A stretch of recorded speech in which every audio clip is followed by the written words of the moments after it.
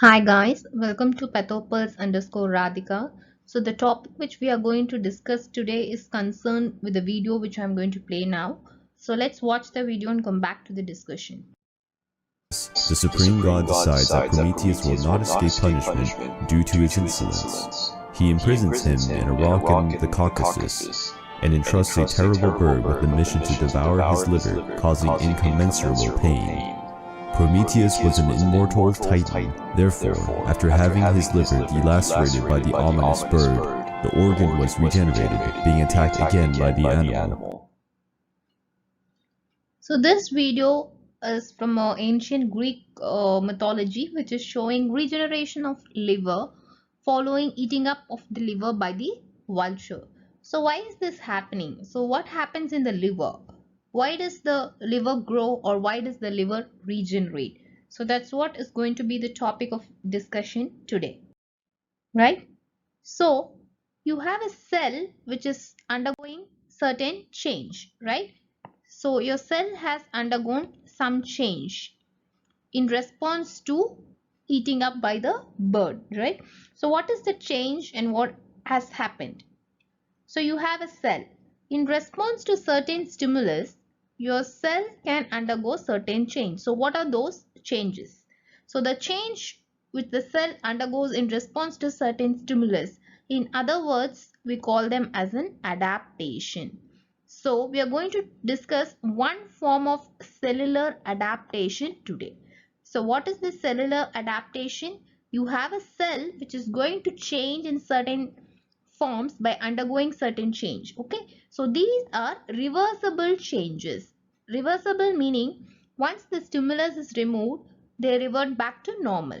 So adaptations are reversible changes in response to certain stimulus.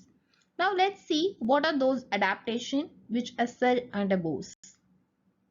It could be either a hyperplasia, hypertrophy, metaplasia, or atrophy. So these are various forms of cellular adaptations, right? So now let's see what is hyperplasia. So hyperplasia, before going into the subject proper, I give you certain clinical scenarios. So you would have seen one common complaint in your surgical OPDs, especially old age males, who is having difficulty in passage of urine. Why? Even in old age non-diabetics, some males complain of difficulty in passage of urine. They have increased urgency to pass urine, or they have increased frequency of passage of urine. So why does that happen?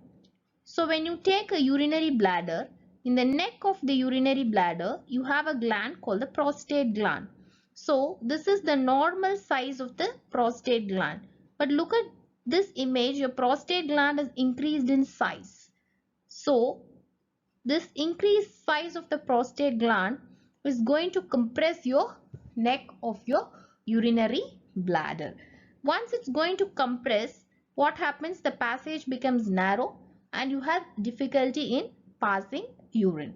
So basically, the cells in the prostatic gland have undergone hyperplasia. So hyperplasia is nothing but increase in the number of cells. So increase in the number of cells is hyperplasia. Now another example, when you take a uterus, the uterus has got an endometrium and you have myometrium, right? And in the endometrium, you have your endometrial glands and the stroma, right? So all these round structures are endometrial glands.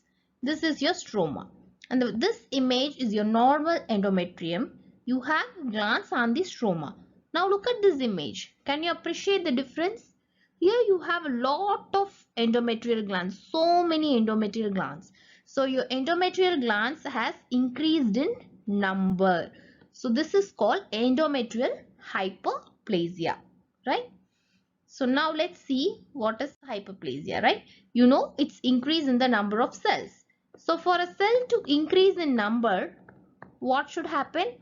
It should divide. So hyperplasia can happen in tissues which have cells which are capable of dividing. In your body, certain cells do not divide, like your skeletal muscle, they cannot undergo hyperplasia. They adapt in a different way. Whereas your endometrial cells can increase in number, your cells in the prostate can increase in number, the cells in your breast can increase in number. So all these are dividing cells. So for a cell to undergo hyperplasia, it must be a dividing cell. And examples for hyperplasia, it could be physiological or pathological. Physiological, it happens due to certain hormonal stimulus.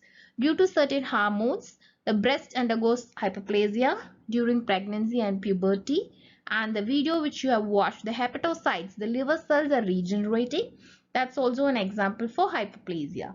And I have explained two conditions. One is benign prostatic hyperplasia and endometrial hyperplasia, which are pathological examples for hyperplasia. Sometimes your skin, the epithelium of your skin can undergo hyperplasia in response to certain viral infections like human papilloma virus. So why is this hyperplasia happening? It's because your cells are driven by certain stimulus in response to hormones or growth factors, and this causes proliferation of your cells, and this is the mechanism by which your hyperplasia occurs. Okay, so why are we really bothered about hyperplasia? Is it good or bad? If it's going to be persistent, it can turn into malignancy, like endometrial hyperplasia. If it's going to be persistent, it can lead to malignancy. So it's not the strongest of the species that survives, nor the most intelligent that survives. It's the one most acceptable to change. Okay, so we need to change to various environment. Likewise, your cell also have to change to certain stimulus. Thank you.